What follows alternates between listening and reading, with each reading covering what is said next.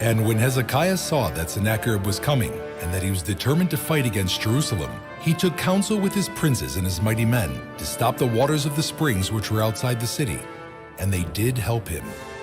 So there gathered a large group of people together, and they stopped up all the springs in the brook that ran through the midst of the land, saying, "Why should the kings of Assyria come and find much water?"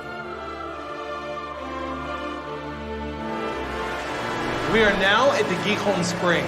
It contains an enormous amount of water.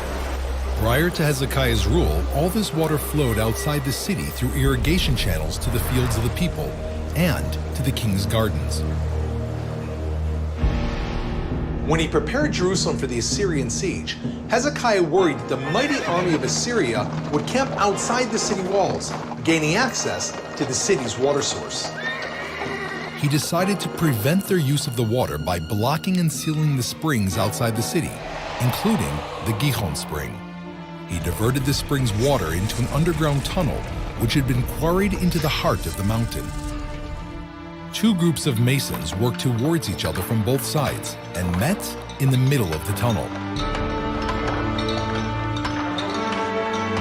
And the water flowed from the source to the pool. The tunnel ends at the pool of Siloam, which was inside the city behind protective walls. The account of this engineering wonder is mentioned explicitly in the Bible and is also documented in the Shiloach inscription, which was discovered 6 meters from the end of the tunnel.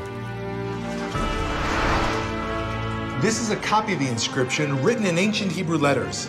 It describes the dramatic moment when the two groups met inside the tunnel. The masons were swinging their axes one towards the other, and they heard the voice of one man calling his fellow.